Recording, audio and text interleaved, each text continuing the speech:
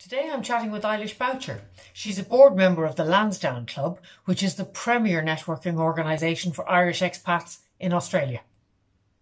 Hi Eilish, thanks for joining me. Delighted to be here. It's so gorgeous to see you again. And you. Now, I want to talk to you about the Lansdowne Club today, right? Because you're actually on the board of the Lansdowne Club, and it is probably the biggest, certainly the most prestigious networking group for Irish expats who are living in Australia. You must have been hugely impacted by COVID. Tell me how it hit the club and what happened. Well, it's interesting in Australia. I think we've gotten off lightly in comparison to most other countries. But of course, we went into lockdown on the 22nd, I think, of March. For the Lansdowne Club, we had our big event. We actually had 1,500 people on the Friday, which I think was the 17th of March. So we had probably one of the last big events in the world, really, when you think about it, and certainly in Sydney. So we had a fantastic lunch, which was our Paddy's Day lunch. I was just going to say Ireland had cancelled Patrick's Day, but you went ahead with it in Australia. Interesting, yeah. But the Paddy's Day, I think, was on the Monday, and you cancelled it. But we have our lunch. It's traditionally, for years, we've gotten away with having it on a Friday, whatever day it happens to fall on. And so we had 1,500 people, and there were some people who cancelled because their company said, okay, you can't go.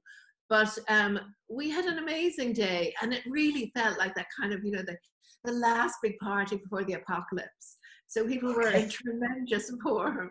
And it was a super day. We had fantastic entertainment. We had great speakers, and people knew that they were going into, dry July, and they really partied. And so it was an amazing day, because a lot of people come and they bring their clients, and then other people come and they haven't seen each other for the year, and so it's just a great gathering, and it is our signature event. So we were so blessed that we managed to squeeze it in there. And since then, we've started this network, which is an online network. And so a number of people have joined that network. And so it's, I suppose you'd like it to a Facebook, but it's actually on another networking platform, and people have been having some conversation there. And tomorrow night we have our first event since then, which is with Kingsley Aikens, who's a great networker, and he's going to talk about, what I'm calling PC networking, which is post-COVID or post-corona networking, and it's more important than ever. Are you actually planning to move completely online then, or are you coming back out of lockdown and moving back into meetings? No, well, we're at the point it's been very gradual. So first of all, you were allowed 2 people in your house, and then you were allowed 5. And I think, and in pubs, you're allowed, it's 100 now, and so it went to 50. We haven't organized any events. We're hoping that we'll have our golf day, which is another big event in August by then. And, we should be safe in terms of golf. They play in teams of 4.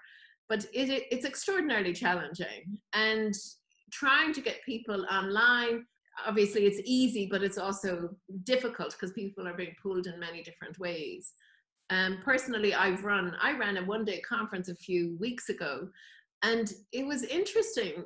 I found that you had to give people less notice than you would have to give them for a physical in-person event, and people loved it because of the fact that they don't have to leave the comfort of their own homes. And it means that I held it on a Friday, and they could tune in and tune out as they liked during the day. And so I supplied them with replays later. And that was, so we're doing things very differently. I've been to a few things where, you've got a lot of people on screen, and you're sort of waiting, everybody's in that polite space where everybody's either speaking at once or people are listening to one person, and you don't have that fluency that happens when you're in real life, whereas you and I can be having a conversation and then somebody else can come and join us, but these people over there are having their conversation, and we might be overhearing, but we're not in there. And so it's a very different situation. I mean, I've seen, and I think what we might try tomorrow night is do breakout rooms. So at the end of it, you either do a breakout room or else you have a Q&A. But no, it doesn't work. It doesn't work with more than probably 3 people in a Zoom, and there's nothing to replace, rubbing skin, there's nothing to replace it. It's very, very difficult. Have you a revised long-term plan for the club then? Or have you started to look at what might the future look like if we get a second wave of COVID, or if we don't come out of it in the same way? I mean, you've partly got your way ahead of Ireland in that you've 100 people in a pub. We haven't reopened our pubs yet at all. So you're well ahead of us. But what's the future looking like? Have you any plans in place? What we're doing is we're running some virtual events, and hoping that we will be out of this and be able to do smaller events is what we're looking at. And we'll be able to do a number of smaller events. So we have like a Pat Chats, which is our podcast.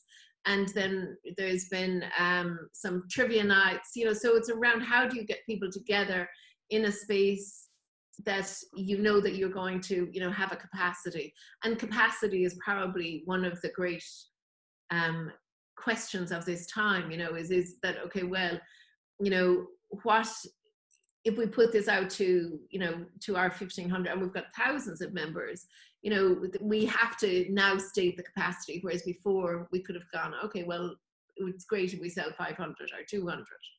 Sorry, and what about the members themselves then? Have you seen any difference? Are you getting more applications? Have applications stopped during this COVID period? What's been happening on the membership side? So from our point of view, people just join up, and it's obviously free to join.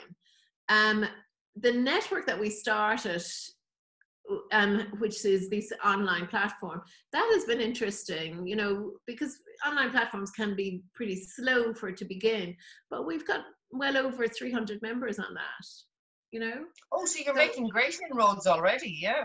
Eilish Bouchier, thank you for joining me today. I thoroughly enjoyed that chat. Oh, it's always a delight to talk to you. It's just an absolute delight. The key takeaway for me from that interview was that in every situation, you should hope for continuity, but plan for change. The Lansdowne Club were very fortunate that they managed to hold their signature event just before the country went into lockdown. And they are still planning for the return of their golfing event in August, a long gap between March and August, for real events.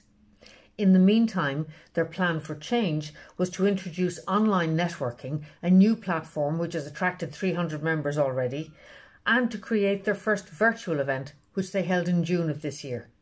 Essential online training solutions for communications professionals, the PR Training Academy.